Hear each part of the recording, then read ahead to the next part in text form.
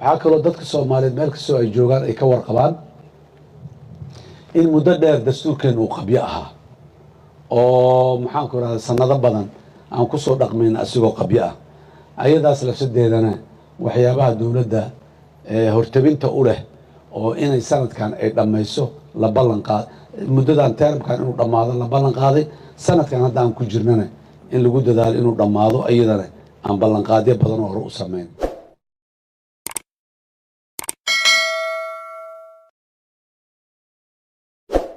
السلام عليكم ورحمة الله وبركاته. سلام كجدال آدي يوم هسيا مدحوين عبد العزيز سيدو كلا وحا آدي مهسن دولدة يددك غير كوفر قلبات سيدا معناها وين نوسو دويين مرتقليين وأديك آدي قروح بدن نو سميي نو نفذو ديي إن عن لبا معلومات كسو قوبنو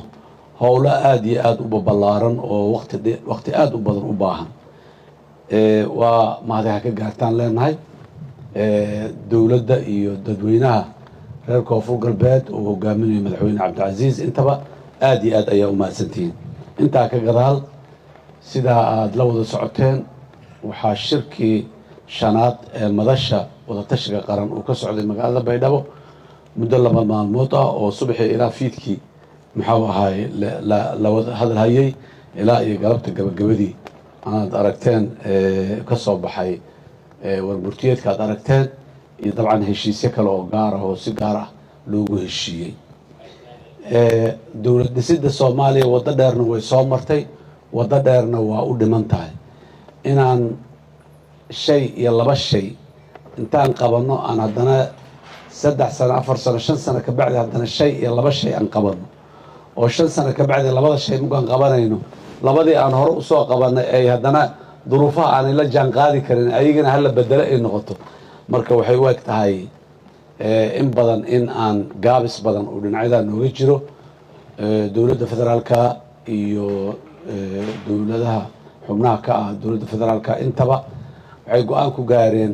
nidaamka dawlad dhisidda Soomaaliya in la dedejiyo. waad aragteen baarlamaanka federaalka ee Soomaaliya kalfadhigiisii hadda dhamaaday oo maanta sii gabagaboobaya 11 sharci ayuu meel mariyay. taariikhda waa markii ugu horeysay ee baarlamaanka federaalka uu 11 sharci ku meel mariyo hal kalfadhi. kalfadhiyada dambena waxaan rajaynaynaa in ay sidaas oo kale ay ayaguna iyo in ka badan ay u meel maraan si shuruuc dawladdu waa sharci waa qawaaniin haddii qawaaniintii dalka iyo dawladda hagi lahaa oo ayadu ay wax ku hogaamin lahayd ay kala dhiman yihiinna dawladnimadaasi mar walba waa liicsan tahay. marka waxaan rabnaa dalkani dawladdiisa inay hana qaado si ay u hana qaadana shuruucda ay u baahan tahay oo dhan in la sameeyo ayadoo si wada jir ah oo balaaran looga wada tashaday loogana waxay shuruucda iyo qawaaniinta la dejinaya waa fikir bini aadam waaye maaha waxyi ma aha. marka fikirka bini aadamkuna wuxuu sax ku yahay un zamankaas uu joogo iyo raggaa jooga caqligooda ama muxuu ahay raggaa iyo gabdhaha jooga ee hogaamiyaasha caqligooda ayuu saalax ku yahay. berri haddii duruufta isbedesho fikirkii shala saxda ahay sax ma ahaanayo. haddii berri maxaan ku irahdaay waqtigu dheeraado oo marxalado kale iyo xaalado kale la galo sidoo kale ma ahaanayo kii shalay. marka mar walba waa la daba soconaya wixii hore u jiray waa la sii qurxinayaa waxbaa lagu darayaa wixii dhimanna cusubna ayagoo cusub ayaa la sameynaya. marka spiritka ama niyad samida dawlad dhisiddu sidaasay ku socotaa. waxaa kaloo dadka Soomaaliyeed meel kastoo ay joogaan ay ka warqabaan in muddo dheer dastuurkeenu uu qabyo ahaa oo maxaan ku raadaa sanado badan aan ku soo dhaqmayn asigoo qabyo ah ayadaas lafsadeedana waxyaabaha dawladda hortabinta u leh oo inay sanadkan ay dhamayso la ballan qaad muddadan termkan inuu dhamaado la ballan qaaday sanadkan hadda aan ku jirnana in lagu dadaalo inuu dhamaado ayadana aan ballan qaadyo badan oo hore u sameyn. qodobo badan oo dastuurka ka mid ahay oo ahaa qodobada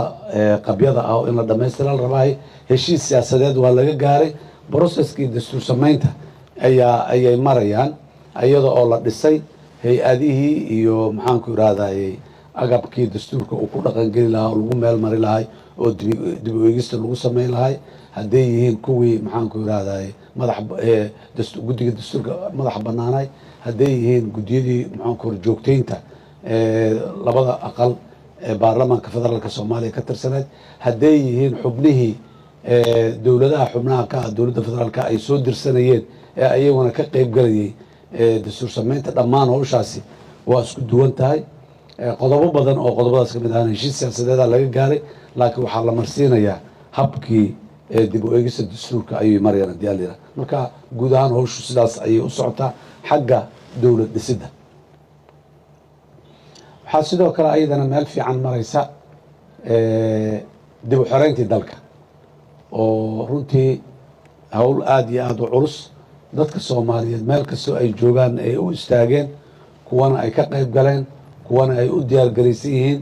kuwana ay ku jiraan ay u kala qaybsamo ma jiro qof soomaali ah oo caawa soomaaliya degan oo jooga oo aan door ku lahayn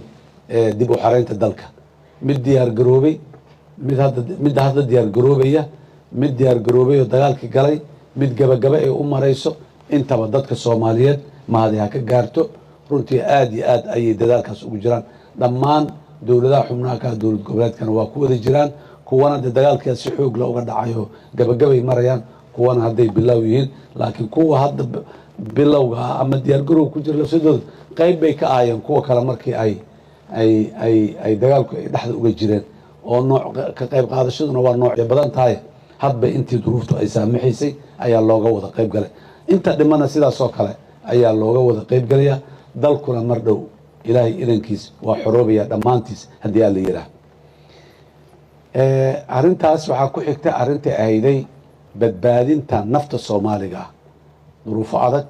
abaaro badan ilaahay mahaddii labadii maalmoodoon baydhabo joognay roobab aada iyo aada u xoog badan oo lagu diirsaday ayaa ka da-ay baydhabo iyo degaanka intii un aan noo muuqateen arkayna ama aan waraysanay oo aan fariimaha keena alxamdu lilah waxaan leenahay ilaahay ha noo ziyaadiyo roobkuna mid caafimaad iyo barwaaqo keena allah nooga dhigo ayaan leenahay laakiin dadku in muddo ah waa soo dhibtaad sidii aanu dadkeennu majaaca iyo macluul aanay ugu dhiman lahayn ayay dowladdu u istaagtay waxaan nimiday talada iyadoo laleeyahay 7 milyan iyo 100 kun mise dhowr boqoloo kun ayaa qatar ah ku jirta oo soomaali ah maanta alxamdulilah tiradaasi kuma jirta qatar abaartii iyo wixii abaarta ka dhashay weli waa taagan yihiin roobabkaana kuwa ilaahay uu muxuu nagu galladaysto oo aan uga baxno dhibaatadii abaarta ee sanadihii lasoo dhaafay waan rajaynaynaa laakiin weli baahidii waa jirtaa dadkii baahida daraaddeed u barakacay weli guryahoodii kuma noqon laakiin in ay macaluuli timaado oo dadkeena nugul ee caruurta iyo hooyooyinka iyo aabbayaasha waayeelka ay macaluulaan dowladdu dadaal xoog leh ka gashay dadka soomaaliyeed iyo beesha caalamka iyadoo kaashanaysa arrintaasna meel fiican ayay maray oo maanta hadda majaaca macaluula soomaaliya ka jirto lama dhahayo laakiin ma dhibaato leh in weli waana ka fuujigana haddii aan la yidhaah qodobka saddexaad oo muhiimadihii saddexda ahaayo xafiiska uu ka shaqaynayay waxaa isna ahaa arrinta ku saabsan dayn cafinta meel fiicanay maray gabagabay maray maanta qodobada laga shaqeeyey oo laga heshiiyey oo federaaleynta maaliyadda dalka sidee nidaamka maaliyadeed ee dalkan oo maaliyadda de midda dowladda laga hadlayaa iyo midda shirkadaha brivatka lagama hadlaye sidee loo federaaleeyaa dowlad hal ah oo dhexe oo cashuurta iyo waxa dhan iyo iyadu gacanta ku haysoo qaado qaybisa ayaan qabi jiray waa ka nimiday waxaan dhahay nidaamka federaalkaan qaadanay sidee loo federaaleynaa maaliyaddii waxaan horay shirarka hore ugu soo heshinay garsoorka sidee loo federaaleynaa amniga sidee loo federaaleynaa maanta waxaan haddana aan dhamaystirnay maaliyadda arrimaha maaliyadda sidee loo federaaleynaa oo meel fiican muxuu ahay la soo gaarsiiyey waxaasoo dhan waxay u adeegayaan iyo shuruucda dalka baarlamaanku ansixiyey in badanoo ka midaba dayntan sidiina looga cafi lahaa oo ay soomaaliya dib ugu noqo lahayday suuqyada iyo hay-adaha maaliyadda ee caalamiga ah si ay u hesho dhaqaalo dalka dib loogu dhiso dayn cafintaasi mudday soo socotay iyaduna meeshaasay maray gabagabay maray bilaa nooga dhiman iyo dhowr shaqo oo aan muxuu ahay inaan qabanno ay tahay weli noo dhiman intii badneed وسوق قبنا أيضا إلهي إذا كسوا لما يسترنا مسألة ذو حيتها سوماليا دين تهدي لقى عفيه لابو الريموت أو آد علوس أو كفكر يددان بدن أباهن أيا نسوي جهي سعدان هاي ضدك الصوماليين إيه دولة الصوماليين ميدي وحواي داقة بدن أو نلسيجري ويقو أيان داقة وحانا لو سيجري إن أنا الدين قادة كان أنا نقولنا هاي وأنا نسكف في النين نقول شيء وماشي هذا لكن دينكي أنا رجع فيه داقيه أن هيل جرنا إن بدنه كمدة مهيل الدون داقها سحوبها أن هيل جرنا ويني إن سوق كبنه أو أن عشورة يدخل عصب أو جدها أن كسوق كبنه أنا لوجا بعينه وحيابها لقيه الشيء ومدشان لقيه الشيء شركة أنا يكمل تاي دخل جها سيد الله أبوريه هي أذاها الدخل جها أورورينيو مرك الله أوروريه سيد الله وحاسوطن وحي أهيد مانتا heshiiska la gaaray waxyaabaha ku jiro marka waxaa nala rabaa kow dakhligeena inaan kor u qaadno oo dawladdu ay qarashaadkeeda in badan oo kamid a ay kabto iskaga filnaato qodobka labaad oo asigana nooga baahan fikirka iyo waxqabadka iyo caqliga saliimka waxawaaye dayn haddii aan soo qaadano guryaheena ma intaan iska fadhiisanaa iska cunaynaa mishaaraad ma u qaybsanaynaa maxaan ku yiraahdaa adeega yar yar oo iska sii baaba'ayoon la arkaynin miyaan ku qabsanaynaa deynkiina waa nalagu sii qorayaa haddana waa soo qaadanaynaa kiiste hore mugay naga dhammaato waa nalagu sii qorayaa dhaqan noocaasa maan la imaanaynaa mase deynka waxaan u qaadanaynaa oon gelinaynaa meel deynkaasi lacagtii lagu gudi lahay ay ka imaanayso dhaqaalihii lagu gudi lahay uu ka soo baxayo caqliga saliimka waa kaas deyn inaan soo qaadano aan meel gelino uu ka soo noqonayo meeshaasi shirkad private ay noqon kartaa private iyo dawladda mashruuc ay isla leeyihiin ay noqon kartaa mashruuc dawladdu ay leedahay noqon kartaa laakiin waa inuu wax soo saar yahay oo wax soo saarayo oo dakhli soo celinayo oo dakhligaas cashuurta la isaga bixinayo oo kadib markaas dawladda iyo dadka Soomaaliyeedna ay wax uga soo harayaan cashuuraad cusub ay ka dhalanayaan oo dawladdu nidaamka dawladda labada heerba ay ka helayaan dakhli cusub oo soo kor xigmadna looga baahan yahay waa laakiin intaan soo gadano haddaan baabuuro balad buruufa iyo baabuuro calaa kuruusarra ah aan ku gadano waxa waaye 5 bilyan oo dollar waa deynka aan la tacaalayno muddo dhowr iyo 10 sano inaan iska bixino iska gudbo ama nalaga cafiyo bilyan saan hadda u furnaanaynaa caqli iyo xigmad iyo qawaaniin iyo nidaam iyo siyaasaad cadcad oo degan ayaa dawladda federaalka iyo ay ka dejin doontaa sida loo maamulaayo dadka Soomaaliyeedna maslaxadda ugu badan ay uga helayaan haddii alla yiraahdo taasi waa intaas ayaduna dawladda niyadsa intentionka ama niyadda dawladda waxa ku jira in la sameeyahay waa sida waana sida dawladaha saxa ay u dhaqmaan dawladda federaalka waxaa kaloo dadaal badan ka gashay dadka Soomaaliyeed waan garanaynaa dad ganacsato ah firfircoon shaqeeya haddaad dalka dibaddiisa aada meel kastoo ay joogaan ganacsi iyo dhaqaale abuur ku jiro dadkaasi waxay xaq u leeyihiin dawladda Soomaaliya inay u fududeyso amuurahaas oo ay fursado u abuurto ay ku ganacsan karaan dalka iyo dibaddiisaba sidaas daraaddeed waxaa dawladdu ay go'aamisay dalka Soomaaliya inuu ku biiro suuqa dhaqaalaha maxaan ku yiraahdaa bariga Afrika suuqaas suuq aad iyo aad u ballaaran ah dadka Soomaaliyeedna ay joogaan Kenya ganacsi Soomaaliyeed ayaa la Soomaa Tanzania waa yaal Uganda waa yaal South Sudan wuu yaala maxaan ku yiraahdaa Rwanda waa yaala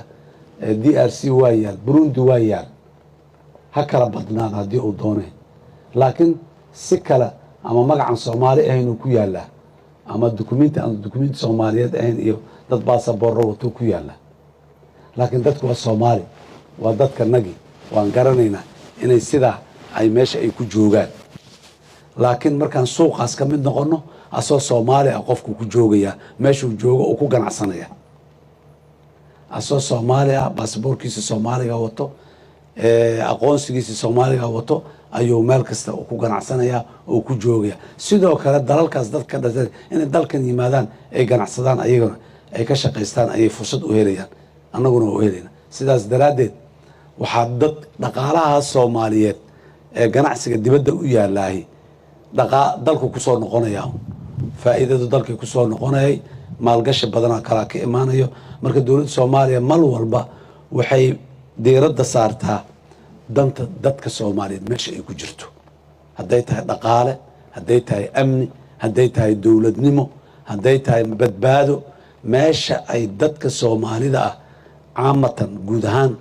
dantooda ay ku jirto ayaa mar walba annaga waxaa noo ah meesha aan diiradda saarayno sidaas ayayna u socdaan intaas mashaariicda aan ka hadlay iyo ina kaloo badan oo ayaguna socdaan intaas haddaan taas uga baxo waxaan rabaa dalku dawlad dhisidda xoreynta maxaan ku rahaa deen cafinta dakhliga dawladda kor u qaadistiisa amniga gudaha sugistiisa waxaasoo dhan bilaash kuma imaanayaan dhaqaalay ku imaanayaan dhaqaalihiina adaa haysid muwaadin adaa haysid dhaqaalaha adoo kugu jira noloshaadiioo ku jira maciishadaadiioo kor u qaadaya cashuurta dawladda kor u qaaday laakiin lagama maarmo waa in la qaadaa inaad marka dulqaadkeeda yeelati waa la rabaa taas bas maaha haddii amniga la sugayo haddii dhaqaalaha la waxaynayo oo deen cafinta muxuu ahay laga baxayo dhaqaalo cusub la gelayo dib u dhiska hadduu bilaabanayo qawaaniinta iyo cadaaladda iyo garsoorka naga liita haddii aan rabno inaan kor u qaadno dhammaan muwaadin adiga waayo qofka i ka suuroodo adiga waayo qofka qiimaha bixinayo adiga waayo qofka la rabo inaad aqbasho oo aad u hoggaansanaato haddii la bixinayo cashuur haddii maxaan ku rahda nidaam amni la sugayo laguguma darnaanayo ee adiga danahaaga iyo danta caamka laga shaqeynaya qofka shakhsiga inuu wax dhibsado waa laga yaabaa laakiin waxaas qofka loo dhibsanayaa sida danta caamka ay caruurteennu in ku dhow 5 milyan oo caruura oo Soomaaliyeed oo iskuul gaartay da'dii iskuulka gaartay ayaan iskuul aadin sababtu waa maxay iskuul ma laha hadduu iskuul meel ku yaalana waa lacag iskama bixi karaan dawladdii oo ay ahayd inay tacliin bilaash ah oo aan lacag ahayn ay dadka siisana awoodeediyaa maqan si aw marka wiilkaaga gabadhaada yartaa ay tacliin u hesho oo biri wiil iyo gabar waalidkii anfacaya ay u noqdaan dalkii anfacaya ay u noqdaan mansab iyo maqaam kuwa biri yeelan kara ay u noqdaan dawladda Soomaaliya waxaa waajib ku ah inay bixiso adigana waxaa waajib kugu ah dawladdu waxay ku bixileed inaad bixisid kaligaa iskuul ma samaysan kartid kaligaa amni ma sugan kartid kaligaa isbitaal caafimaad oo maxaan ku rahdaay isbitaalka Baydhabo ku yaalo oo caruurta iyo dadka iyo hooyooyinka ku umalaano kiishil ku dhaco xabad ku dhacda loola sii cararayo la geynayo shakhsi buu samaysan karo reer hebel haddaan nahay uma samaysan karo waa waxa aan naga wada dawladduna waxaasay ka shaqaysaa hadday tahay mid heer federaal iyo hadday tahay mid heer dawlad goboleed intaba waxay ka shaqaysaa waxa dadka ka dhaxeeyo waxa dadku gaargaar ay u kala leeyihiin qofka asagaa raadsanayo mas-uuliyad saaran waay inuu u foof tago muxuu ahay biilka gurigiisa iyo maslaxadiisa iyo ganacsigiisa iyo faa'iido doonkiisa dawladduna waxay u taagan tahay waxa dadku aanay keli u qabsan karin ee ay tahay inay wada qabsadaan waaye taas marka qiimi loo bixiyay leedahay qiimaha inaad ogolaato waay kow hadday tahay dhaqaale jaab kugu jiro ood bixinayso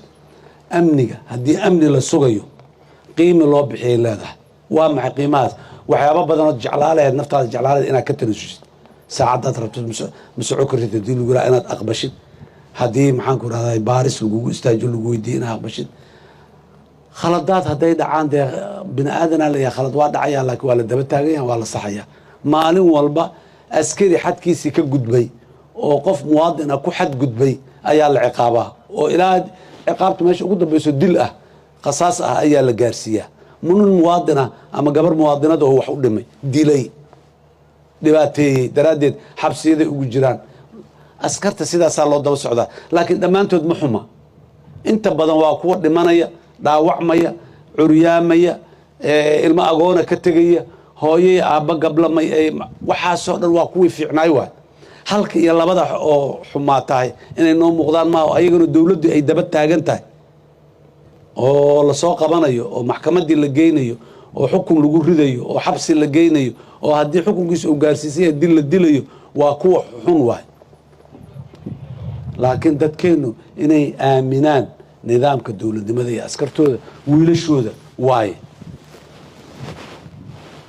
waxaan rabnaa markaa dowladnimadu meel cidlaa nooga imaan mayso noogana dhismi mayso qiimaha dowladnimada u baahan tahay inaan bixinaana laga rabaa ilaahay idankiis waddadiina waa haynaa waana kasnaa waana karnaa ilaahay idankiis mar dhowna meel dowlad dhisidu ma dhammaato mar walba way soconay laakiin mar walba meelay joogtaa shalay meeshii aan joogno maanta ma joogno laakiin waxaan isku canaananaynaa waa gaabiyo haynaa war aan dheerayno aan degdegno 30 sano kadib ma sii gaabi karno 22 sano oo jamhuuriyadda saddexaad ay jirta kadib 23 sano aan dhaho ma sii gaabi karno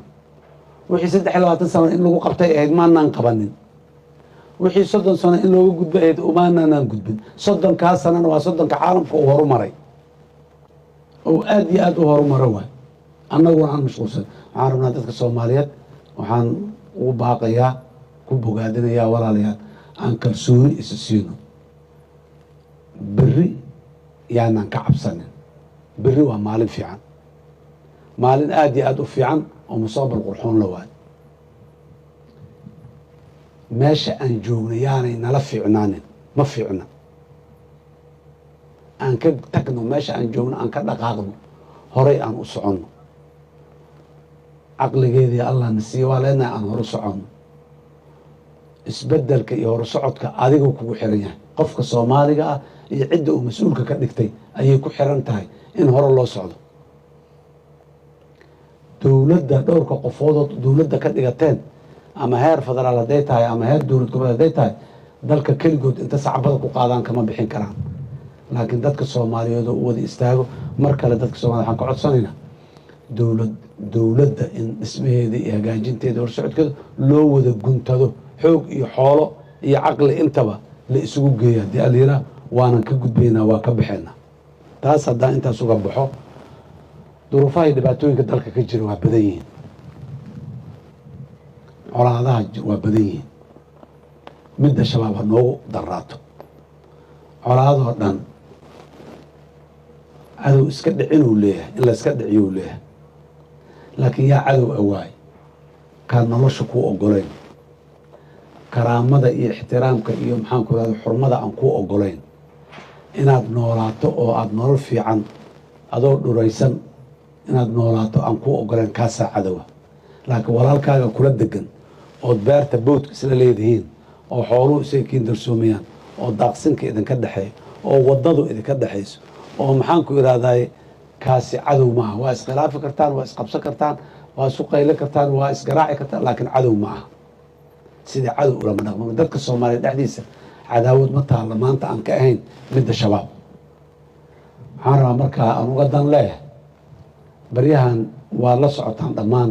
dhibaato ayaa ka taagan magaalada Laascaano iyo deegaanka ku wareegaysan agaarkeeda in badanoo horene waan ka hadalnay waxaase inayna gubayaan na dhibayaan annaan raalli ka ahayn kuna faraxsanayn kuna qanacsanayn dadkii dhintay oo Soomaaliyeed oo qaaliga ahana inaan aad iyo aad uga xunnahay ugana xanuunsanayn in badanna aan ku baaqnay nabadda war nabadha laga taliyo meeshu si dhayal laysugu imaano layskuma diline arrimaa yaallo oo keenay in la isdilo waxaan leenahay marka koowaad horta xabadda aan joojinno bal qoraga aan aamusino xabadda ka dhacayso marka labaadna waxaan leenahay aan isu nimaado aan iswarsanno oo aan kala gar qaadanno oo aan kala garaawshiyo qaadanno arrimaha meesha yaallo indifferent yani afka qalad indifferent waxaa lagu yidhahaa waxba igama gelin ma dhihi karno waana khuseeyaan dadka dhimashadiisa iyo dhiiggiisa daadanayana waana khuseeyaan qadiyadaha meesha taaganina waana khuseeyaan horena waa uga hadalnayo qadiyad kasta si kasta u qaraaraatee waxay ku dhammaataa hadal unbay ku dhammaataa dil kuma dhammaato nimaadan kala guuri karin kala tegi karin meel aad kala aadi kartaan aanay jirin isku khasban tihiin isu muuqataan berri isu soo noqon doontaan aad og tahay inaad isu soo noqon doontaan in xaajadiinnu aanay isdil ku dhammaa karin waa garan kartaan walaalahaas waxaan leenahay horta qoryaha iyo xabadaha ha la aamusiyo hana la fariisto ha la wada hadlo horay dhowr sano ka hor yaa inta aanan xilka hadda haya aanan imaanin ayaa su-aashaas la i weydiiyey maalintaas wixii aan ka iraan weli ka qabaa mushkiladda ka taagan deegaankaas mushkilad siyaasadeed waaye dad isdhalay isla dhashay qaraabo ah ehel ah wada deganaa meesha degan wax ka dhaxeeyo inay jiraan anigu ma qabo wax ka dhaxeeya inay jiraan ma qabo sida taariikhdii horeba inoo soo martayo dadka soomaaliyeed wax ka dhaxeeya ma jirin siyaasad qalloocataa qoorta isu gelisay dadkaasi jooga deegaankaas waxay isku haystaan waa siyaasad siyaasadaha ay isku haystaan waa run annaga ku jirta midnimo iyo wadajir iyo in soomaali isku soo noqoto hal dowlo aan noqonno hal calan aan yeelanno hal maxaan ku idhaahdaye aqoonsi oo caalami aan leenahay aan xoojisanno waayo midda annaga nooga jirta laakiin weliga inay nagu jirta ee hadda naguma soo dhalan kumaananaan raadin xoog iyo dil iyo muxuu ahaaye lianna inaan sugnoon wakti sugno sugitaanku qof nooga dhima maaha laakiin inaan degdegno isgalnaa qofaa nooga dhimanayso marka nabadda midnimada annaga waa midnimadan aan ajandaha meesha nooga jiro waa ajanda midnimo laakiin ajandaha midnimo nabad in lagu doono waa rabnaa maamulka somalilan walaalaha ah waxaan ugu baaqaynaa xabadda inay dhaafaan dadka ay la hadlaan walaalaha reer laascaano iyo degaankaa deganne waxa aad rabtaan nabadaad ku heli kartaana adinkuna nabad ku doonaan leena dowladda soomaaliyane xaaje aanay waxba ka qusayn maana waxbaa naga quseeyo waa dadaalnay dhinac walba waa la hadalnay waa u ceqli celinay waana daba taagnaanaynaa inta horta qoryuhu ay ka degayaan qoryuhu ay ka aamusayaan si dhab ah oo kama dambaysa ay u aamusayaan kadibna wadahadal inta la yimaado leesqanciyo ilaan soomaali 33 sanaan joognaa walaalayaal waa iskhasbi weynay waa ismaquuni weynay walaalo waxay ku dhaantay waa weynay waxaan maanta meesha u fadhino oo ninka maxaan ku idhahdaye galmudug ka yimiday iyo kan jubbaland geeskeeda xaggaa ka yimiday iyo kii xamar ka yimid iyo kii jowhar ka yimiday iyo kulli ay baydhabo u fadhiyaan dan la-aan uma fadhiyaane walaalow inaan laysdhahaa loo fadhiyaa waana laysdhahay waana lagu wadaa waana ka aragnaa ididiile iyo taana intaa kama duwana xoog yaan lagu raadinin dadka xoog laguma hayn karo xukun xoog laguma hayn karo talo xoogaan kuugu talinayaa lama dhihi karo rabitaana laysugu taliyaa nidaam lagu heshiiyaa laysugu taliyaa dadka meeshaas joogana xaqay u leeyihiin waxa lagu xukumaya sida loo xukumaya sida ay rabaan inay taladeeda wax ku leeyihiin ayagana waxaan leenahay war waa leedihiin xuquuqdiina iyo xorriyadiina iyo masiirkiina inaad taladiisa lahaataan laakiin sida si dhaanta ha lagu jiriyo dhiig daata si aan ahayn ha lagu jiriyo way imaanaysaa in maxaan ku idhahday xalka lagu gaaro miis korkiisa marka ay bilaabanaysay balaayadan waxaan idhi walaalayaal berri yaanan qubuuraha korkooda intaan isku salaano oon hab isa siino xabadka isa saarno yaanan meesha ka soconin ee hadda inta aanay qubuuruhu aanay jirin ama aanay badanin aan heshiino mowqifkaasaan taagannahay. waxaa sidoo kale aan aad iyo aad u bogaadinaynaa labada dhinacba inayna dhegaystaan markay timaado xagga nabadda iyo xabad joojinta iyo maxaa colaad yaraynta iyo waxa markay timaado waa ka mahad celinaynaa, waana bogaadinaynaa. idinkamana dheerin, waa idinla joognaa yaan leenahay. waxaanan rabnaa adinkoo raalli isku ah, haddaad isla jiraysaanna adikoo raalli isku ah inaad isla jirtaan, haddaad kala tegaysaanna adikoo raalli isku ah inaad kala tagtaan. dhiig daadanayana aydan iskula jirin, mid kaloo daadanayana aydan ku kala tegin. inta aan idinla jecelnahay waa intaas. taasna waxaan rabaa iyadana inaan intaas uga baxo. amuuraha kale dalku xaaladiisu guud ahaan waa sidaas. mar kale waxaan u mahad celinayaa dowladda iyo dadweynaha reer koonfur galbeed martigelintii aad iyo aad u qiimaha badneed ee sharafta badneed ee ayna siiyeen iyo soo dhoweyntii xadka aan lahayn ee aan la kulannay muddadii koobneed ee aan joognay magaalada baydhabo. waa ilaahay mahadiis, barakadeenna iyo imaatankeenna iyo inta inaan muxuu ku dukanno oo aan ku sujuudno oo aan muxuu ilaahay ku barino, barwaaqadii ilaahayna waa noo keenay, wayna noo sii kordhaysaa baryaha soo socda ilaahay idinkiis haddii alla yidhaah. mar kale waxaan kusoo gabagabinaya hadalkayga, soomaaliyay nabad, wax walba nabaday ka dambeeyaanay. soomaaliyay nabad. aad iyo aad aa u mahadsantihiin. asalaamu calaykum waraxmat ullaahi wabarakaatu.